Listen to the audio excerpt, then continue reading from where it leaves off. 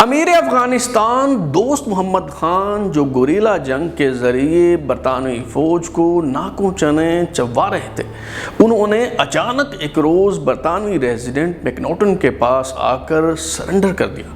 مگر یہ کہانی کا اختتام نہیں تھا۔ چرچل کے الفاظ مستعار لیں تو this was not the end. It was not even the beginning of the end, but it was perhaps the end of the beginning. دوست محمد خان کے ہتھیار ڈالنے کے 2 سال بعد صورتحال پلٹ گئی۔ افغان اٹھ کھڑے ہوئے۔ پہلے برطانوی پولیٹیکل افسر الیگزینڈر برنز کو اس کے گھر میں گھس کر مارا گیا، اور پھر برطانوی ریزیڈنٹ سر ولیم ہے میکناٹن کو قتل کر دیا گیا اور اس کی لاش کابل میں لٹکا دی گئی۔ یہ سب کیسے ہوا؟ ترازو کی سیریز افغانستان کی تاریخ کی 3ری قسط میں آج ہم یہی سب کچھ جاننے کی کوشش کریں گے۔ میں ہوں بلال غوری اور آپ دیکھ رہے ہیں ترازو۔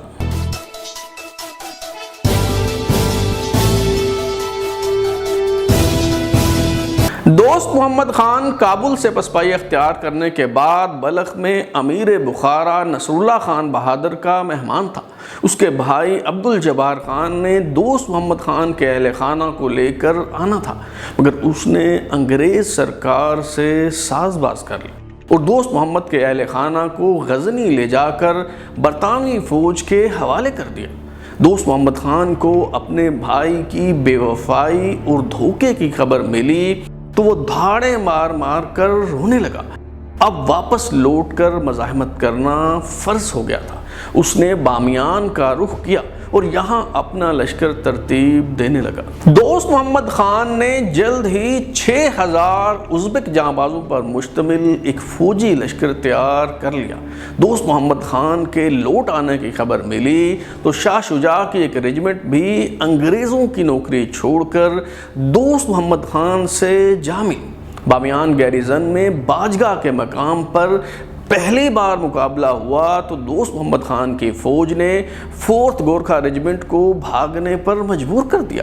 اس دوران انگریز فوج کا 13 مرتبہ دوست محمد خان سے آمنا سامنا ہوا اور بیشتر مواقع پر ہزیمت اٹھانا پڑی۔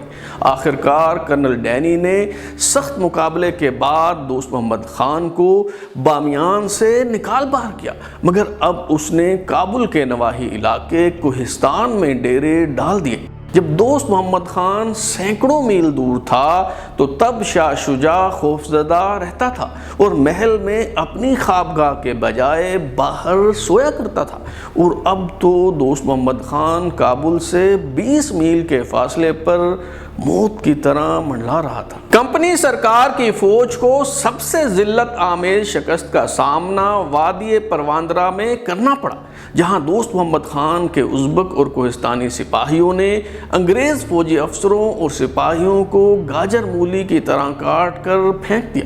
فرنگی فوج پر دوست محمد کی دہشت طاری ہو چکی تھی، اور جب بھی اسے پکڑنے کی کوشش کی جاتی وہ چکمہ دے کر چھلاوے کی طرح نکل جاتا۔ ایک بار معلوم ہوا کہ دوست محمد کو ہندو کش کی طرف چاریکار کے علاقے میں موجود ہے۔ بریگیڈیئر سر رابرٹ سیل جو اپنی بہادری کی وجہ سے فائٹنگ باب کے نام سے مشہور تھے، ان کی سربراہی میں ایک بہت بڑی فوج بھیجی گئی۔ پتہ چلا کہ دوست محمد خان میر مسجدی کے قلعے میں موجود ہے۔ یہ جنگ 3 دن جاری رہی۔ انگریز فوج قلعے میں تو داخل نہ ہو سکی، البتہ میر مسجدی قبر پر لگائے جانے والے ایک کتبے کی آڑ لے کر کیپٹن برن کو قتل کرنے میں کامیاب ہو گیا اور دوست محمد خان بچ نکلا۔ چند روز بعد پھر سے چاریکار کی خوبصورت وادی میں دوست محمد خان کی موجودگی کی خبر ملی تو انگریز فوج نے بھرپور حملہ کیا۔ دوست محمد خان تو ہاتھ نہ آیا، البتہ فرنگی فوج کے 50 سپاہی مارے گئے۔ اب انگریز فوج نے لوگوں کو انعام کا لالچ دے کر دوست محمد خان کو گرفتار کرنے کا منصوبہ بنایا اور اس کے سر کی قیمت 2 لاکھ روپے مقرر کر دی۔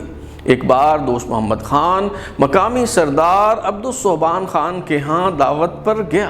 اس نے آؤ بھگت تو خوب کی، مگر انعام کی لالچ میں خفیہ طور پر انگریز سرکار کو خبر بھیج دی۔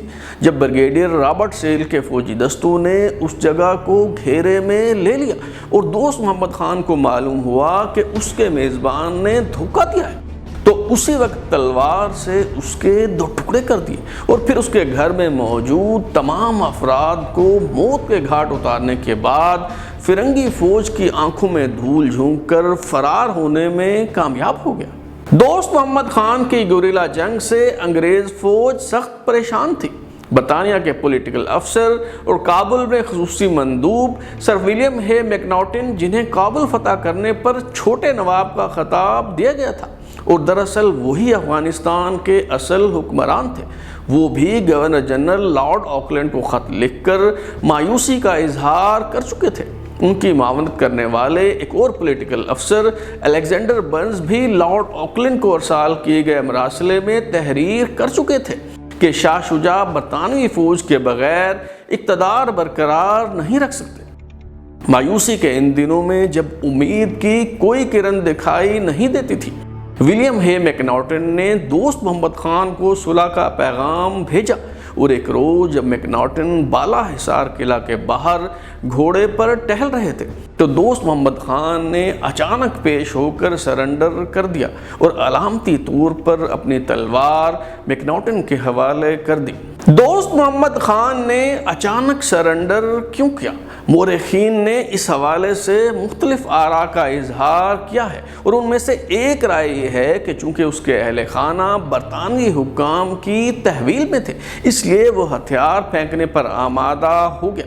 دوست محمد خان کو اس کے زنان خانہ اور خدمتگاروں کے ہمراہ لدھیانہ بھیج دیا گیا، جہاں اسے شاہ شجاع کی طرح اپنی قسمت کا انتظار کرنا تھا۔ بظاہر مزاحمت دم توڑ چکی تھی اور اب برطانوی حکام اور ان کے کٹ پتلی حکمران شاہ شجاع کی اتھارٹی چیلنج کرنے والا کوئی نہ تھا، مگر یہ دا اینڈ نہیں تھا۔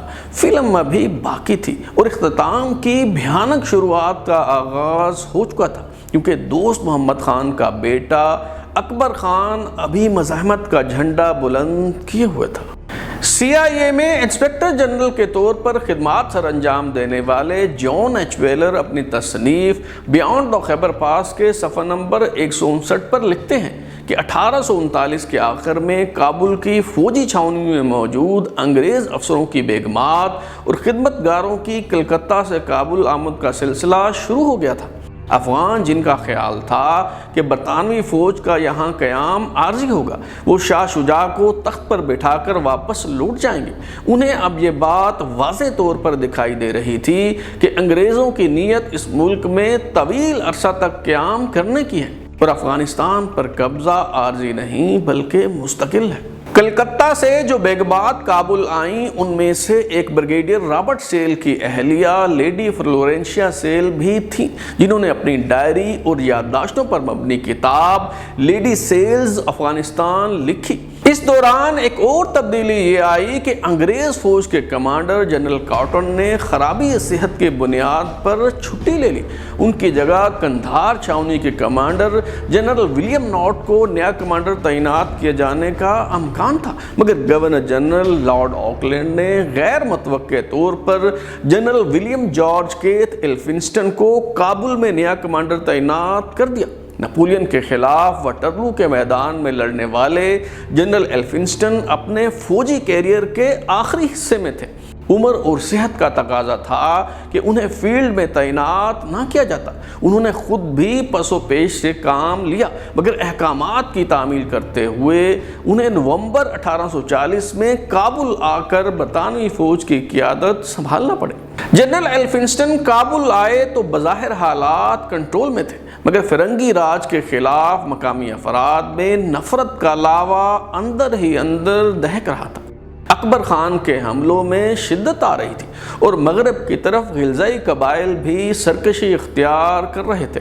افغانستان میں اپنے کٹ پتلی حکمران شاہ شجاع کو تخت پر بٹھانے کے لیے برطانیہ اب تک 15 ملین پاؤنڈز خرچ کر چکا تھا۔ کابل پر تسلط قائم رکھنے کے لیے بہت بھاری قیمت ادا کرنا پڑ رہی تھی اور برطانیہ کو ہر سال 1.25 ملین پاؤنڈ خرچ کرنا پڑ رہے تھے۔ جب لندن میں ان اخراجات پر تحفظات کا اظہار کیا گیا تو سب سے پہلے غلزائی قبیلے کی سبسڈی میں کمی کی گئی۔ اس کا نتیجہ یہ نکلا کہ جلال آباد سے کابل آنے والا راستہ غیر محفوظ ہونے سے برطانوی فوج کے قافلے غیر محفوظ ہو گئے اور انہیں لوٹا جانے لگا۔ کابل میں بھی بعض ایسے واقعات پیش آئے جنہوں نے حالات کا دھارا بدلنے میں بہت اہم کردار ادا کیا۔ برطانوی پولیٹیکل افسر الیگزینڈر برنز، جنہیں افغانستان پر حملہ کرنے سے پہلے کمپنی سرکار نے دوست محمد خان کے دربار میں بھیجا تھا اور وہ اب بھی کابل میں خدمات سر انجام دے رہے تھے، ان کے خلاف اشتعال میں اضافہ ہونے لگا۔ اچکزئی قبیلے کے سربراہ عبداللہ خان کی معشوقہ کو ایک انگریز افسر نے ہتھیا لیا، جبکہ اس کے بھائی کی منگیتر کو ایک اور گورے افسر نے چرا لیا۔ جب ان معاملات کی شکایت الیگزینڈر برنز سے کی گئی تو انہوں نے نہ صرف تلافی کرنے یا متعلقہ انگریز افسروں کے خلاف کارروائی کرنے سے انکار کر دیا، بلکہ عبداللہ خان اچکزئی کو کتا کہہ کر اس کی تذلیل کی اور دھمکی دی کہ غداری کے الزام میں تمہارے کان کٹوا دوں گا۔ اس کے علاوہ کابل کینٹ میں تھیٹر، رنگ و نور کی محفلوں اور گوروں کی دیگر سرگرمیوں سے مقامی افراد کے غم و غصے میں اضافہ ہونے لگا۔ 1 نومبر 1841 کو جب الیگزینڈر برنز کو ملنے ان کے بھائی lieutenant doctor Charles Burnes Kabul آئے تھے تو مخبری ملی کہ مشتعل افراد ان کے گھر پر دھاوا بولنے والے ہیں۔ کمپنی سرکار کے ایک اور خدمتگار اور پولیٹیکل افسر موہن لال نے الیگزینڈر برنز کو قائل کرنے کی کوشش کی کہ حملے کی اطلاعات درست ہیں اور کسی قسم کے خطرے سے بچنے کے لیے آپ کابل چھاؤنی سے بالا حصار قلعے میں منتقل ہو جائیں۔ الیگزینڈر برنز نے صورتحال کو سنجیدگی سے نہ لیا اور اپنی رہائش گاہ چھوڑنے سے انکار کر دیا۔ ان کا خیال تھا کہ کوئی حملہ کرنے کی جرت نہیں کرے گا اور بالفرض محال ایسا ہو بھی گیا تو ان کے قریب موجود 6000 فوج اسے بچا لے گی۔ الیگزینڈر برنز نے اچکزئی قبیلے کے سربراہ عبداللہ خان کو ایک پیغام بھیجا جس میں کہا گیا کہ آپ کی شکایات کا ازالہ کیا جائے گا۔ عبداللہ خان نے اس پیغام رساں کو قتل کر دیا اور کچھ دیر بعد ہی مشتعل افراد نے الیگزینڈر برنز کے گھر پر دھاوا بول دیا۔ برطانیہ کے پولیٹیکل افسر اور اس کے بھائی کو قتل کر دیا گیا اور اس کے بعد مشتعل ہجوم پورے شہر میں پھیل گیا۔ لیڈی سیل نے اپنے داماد کیپٹن سٹیورٹ کو بالا حصار بھیجا تاکہ شاہ شجاع کو صورتحال سے آگاہ کیا جا سکے، مگر اسے بھی مشتعل ہجوم نے زخمی کر دیا۔ اس پھوٹنے والی بغاوت کی چنگاری سلگتی ہوئی آگ میں تبدیل ہو گئی۔ کابل شہر کے ایک اہم قلعے محمد شریف فورٹ پر قبضہ کر لیا گیا۔ اس سے متصل شاہی باغ کو بھی مزاحمت پسندوں نے اپنی تحویل میں لے لیا۔ شہر سے باہر افغان مزاحمت پسندوں نے ڈیرے ڈال دیے تو کابل میں انگریز فوج کی سپلائی لائن کٹ گئی۔ ہتھیار تو کیا، غذائی اجناس کا بھی بحران سر اٹھانے لگا۔ کندھار گیریزن سے جنرل ولیم ناٹ نے کابل آنے کی کوشش کی مگر حالات اس قدر خراب تھے کہ اس کے زیر کمان دستوں کو واپس کندھار کی طرف جانا پڑا۔ برطانوی ریزیڈنٹ افسر میکناٹن، کمانڈر جنرل ایلفنسٹن اور ڈپٹی کمانڈر بریگیڈیئر جان شیلٹن کو کچھ سمجھ نہیں آ رہا تھا کہ کیا کیا جائے۔ برطانیہ کے پولیٹیکل افسر کو دن دہاڑے مار دیا گیا۔ حالات کنٹرول سے باہر ہو رہے تھے، کمک پہنچنا مشکل تھی اور سب سے بڑی پریشانی یہ تھی کہ موسم سرما کا آغاز ہونے والا تھا۔ آخرکار فرنگی سرکار کے اعصاب جواب دے گئے اور واپسی کے آپشن پر غور ہونے لگا۔ اب دوست محمد خان کے بیٹے اکبر خان اور دیگر مزاحمت پسند قبائلیوں سے واپسی کے لیے بات چیت شروع ہوئی تو افغانوں نے غیر لچکدار رویے کا اظہار کیا اور کوئی بھی مطالبہ تسلیم کرنے کے بجائے غیر مشروط سرنڈر کرنے کو کہہ دیا۔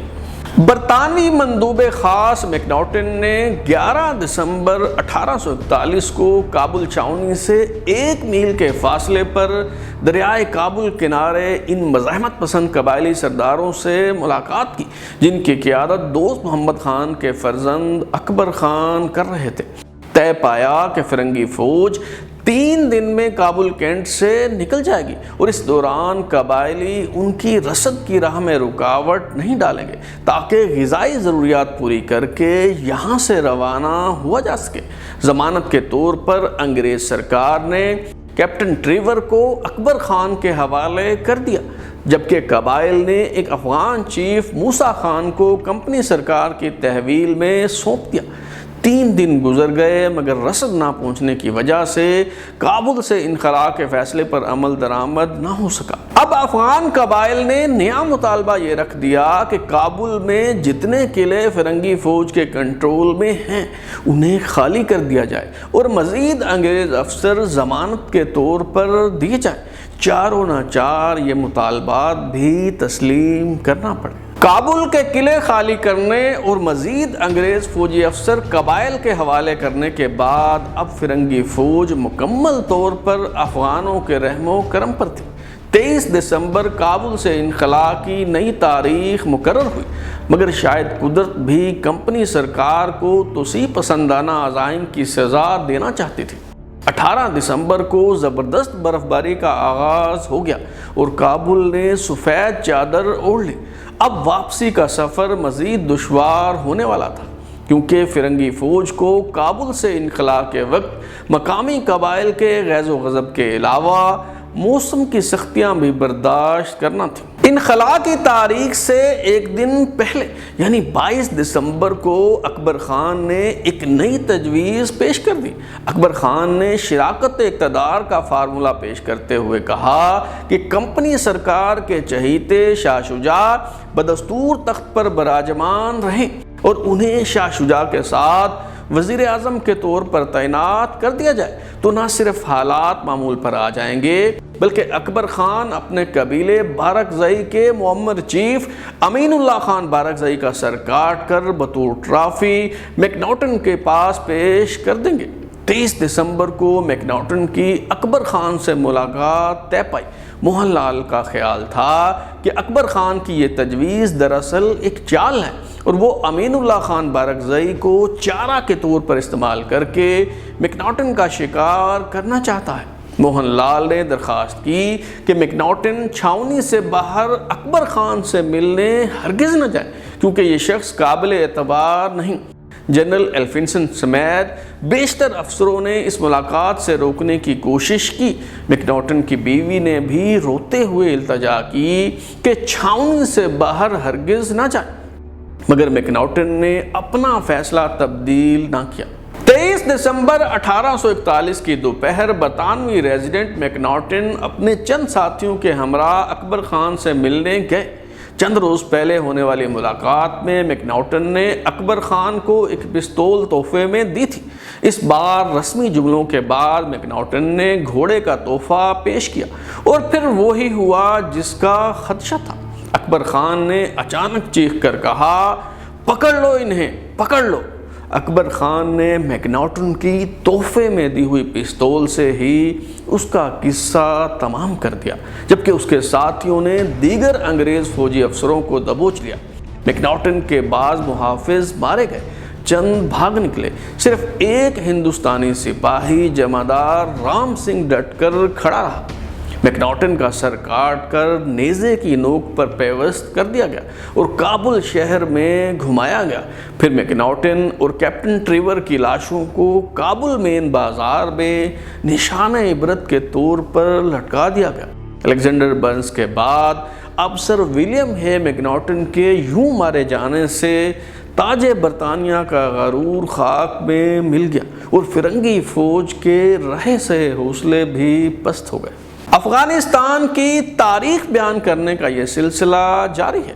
فرنگی فوج کابل سے نکلتے ہوئے کیسے عبرتناک انجام سے دوچار ہوئی اور برطانوی کمانڈر جنرل ایلفنسٹن کے ساتھ کیا سلوک کیا گیا، یہ سب معلوم ہو سکے گا آئندہ ایک ساتھ میں۔ اگر آپ اپنی رائے دینا چاہتے ہیں یا پھر کوئی تجویز تو ہمارا واٹس ایپ نمبر 033284105337 دستیاب ہے۔ اپنا فیڈ بیک دیں، لائک کریں، سبسکرائب کرنے کے بعد بیل آئکن یعنی گھنٹی دبائیں اور دیکھتے رہیں ہمارا چینل ترازو۔